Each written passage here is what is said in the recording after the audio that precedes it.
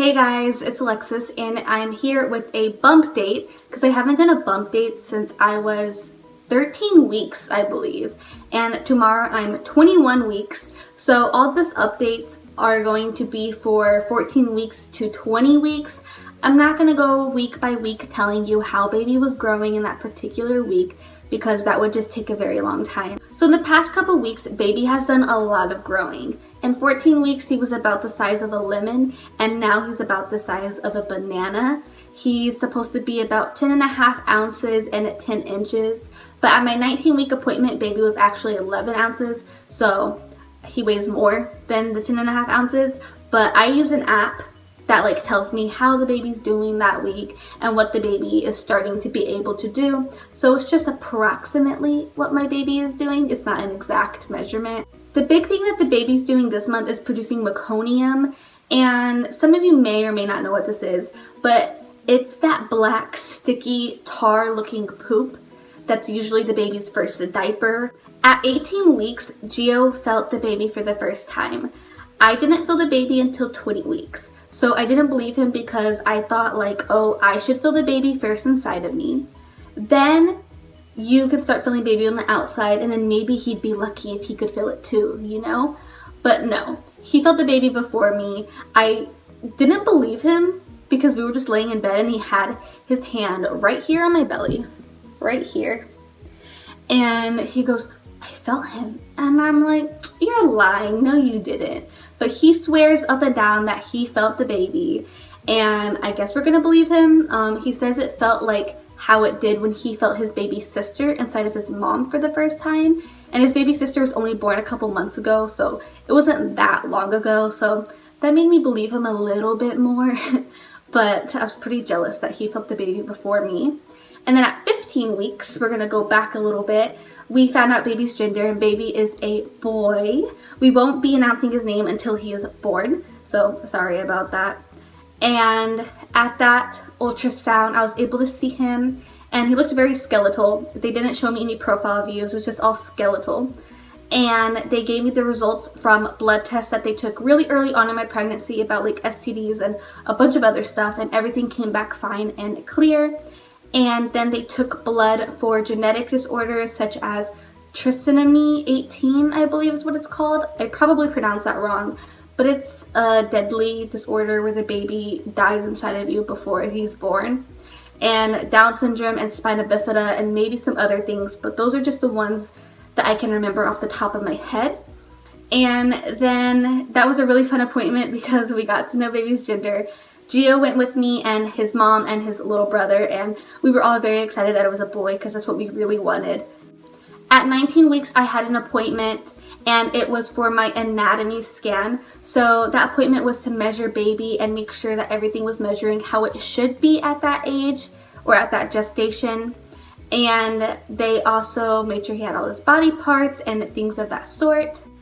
And at my 15-week appointment, he was not moving. And at the 19-week one, he would not stop moving. And at first, I didn't know if it was him or the tech because the ultrasound tech was moving around a lot. And I could not focus on if it was him or not. But then she mentioned it that he would not stop moving, which is probably why she kept moving, trying to get the positioning right. And it was so cute. He was so cute. And he kept opening his mouth like a fish, like this. But mostly his mouth was open like this, which I thought was really cute because I'm a mouth breather. My mouth being open is the most comfortable position for me. I sleep with my mouth open, so I wonder who he got that from. I also got a really cute profile view of him, which is the first time I've seen him like a full-on baby. At 11 weeks, I got a really cute profile view as well, but he was so little, and now he's like a baby, and you can see how his nose looks and his lips. And I think he has Gio's nose and my lips, but Gio says he has my lips and my nose, but I'm not so sure about that. And then at 19 weeks, I got the results from the 15-week genetic disorder testing, and everything was fine, which is good. And then at 20 weeks is when I felt baby for the first time. I was almost exactly 20 weeks. And at my 19-week appointment, I had mentioned how I wasn't feeling the baby, and I wasn't concerned or anything because I am a first-time mom, and I still am early, so I know it's common to not feel baby yet.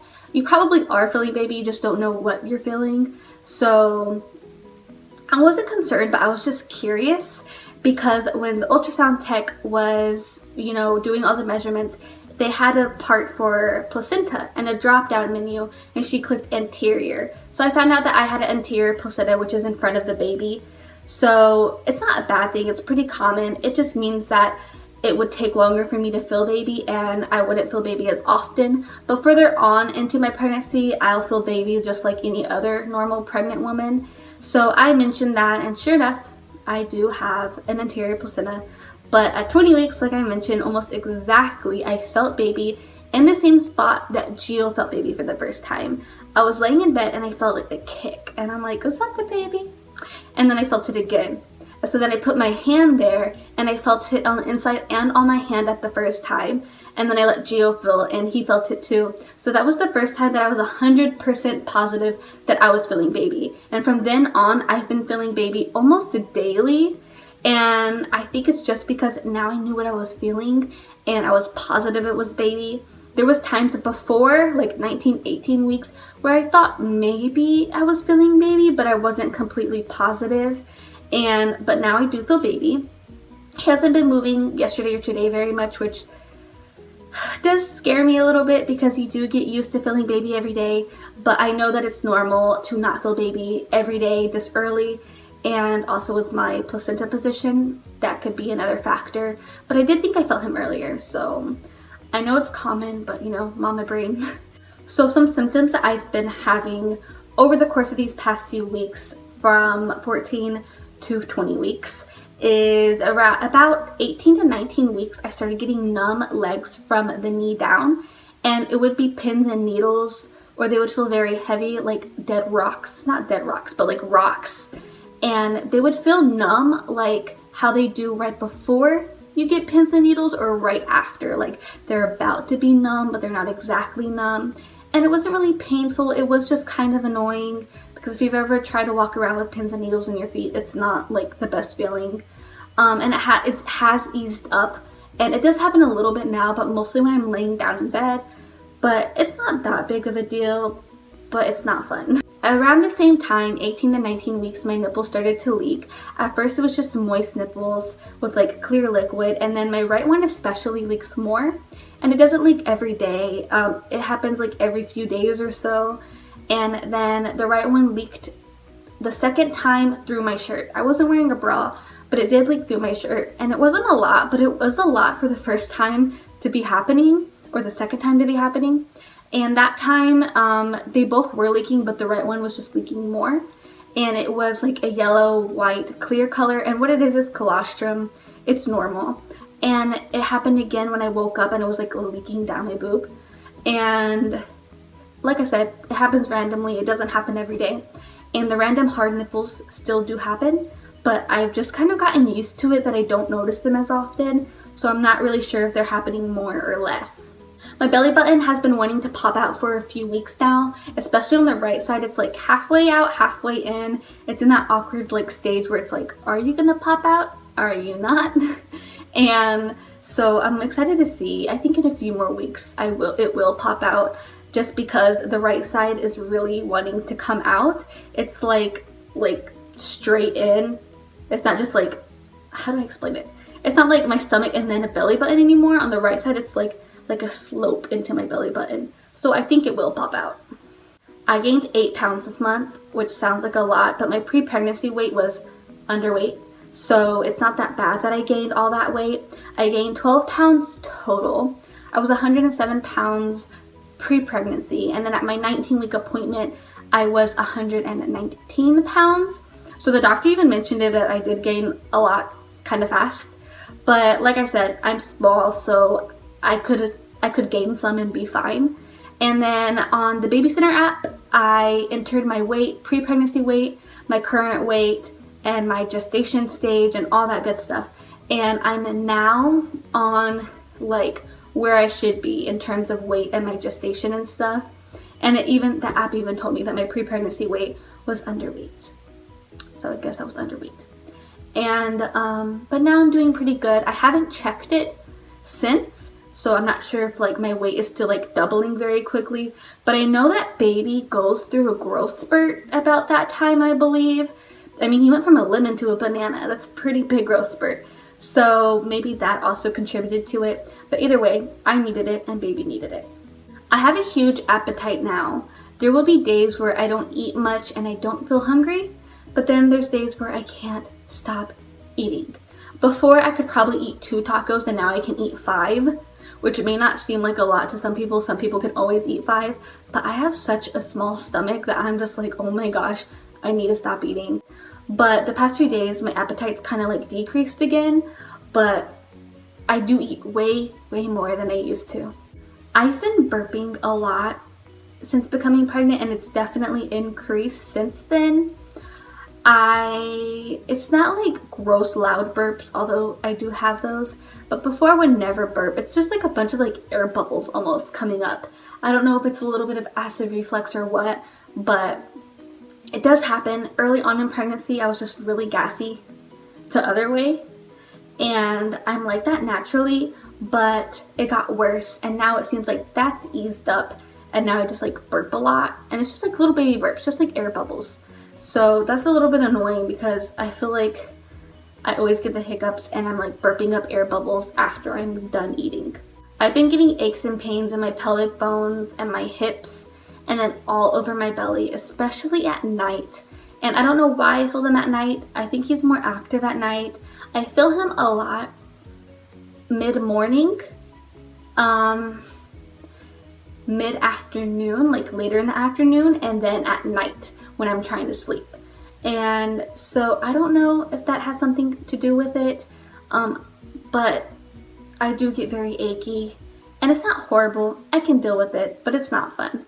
I get such a full bladder, and I'm not the type who wakes up several times a night to pee, even once I got pregnant. But what happens is I will like be laying in bed, and as soon as I stand up, my body's like, you have to pee.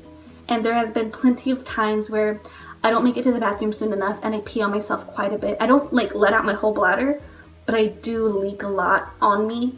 And so there's so many mornings where I have to change my pajama pants and my underwear because I peed on myself. And it will hurt so bad. Like my bladder is so full, it feels like it's going to explode.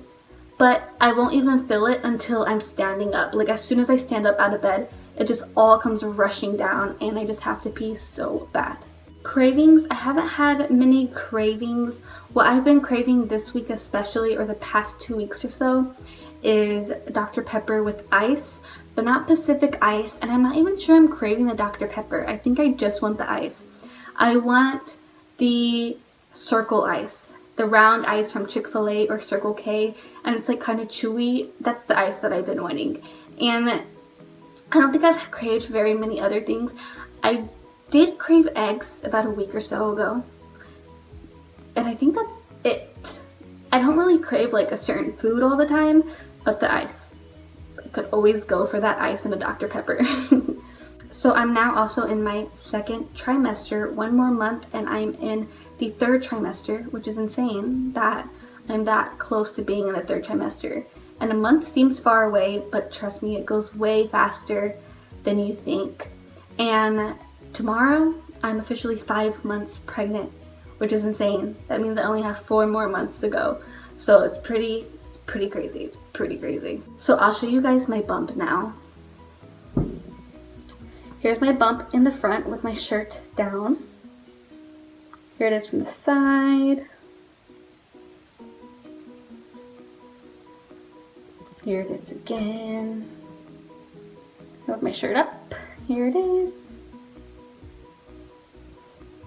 I have that line now. I don't know what it's called. And this is my belly button piercing. If you guys don't know how one looks. And then right here is where my belly button like wants to pop out so bad. It's hard to see, but it's kind of starting to poke out. Here it is from this side. That is all I have for now. Don't forget to comment, like, and subscribe. I also made an Instagram for this YouTube. I'll have it in the description below. It's just the same name as my YouTube, which is Raising Baby Diaz. And on there you can see bump dates and just updates on when I post videos and such. So I hope you guys like this video. and I'll see you next time. Bye!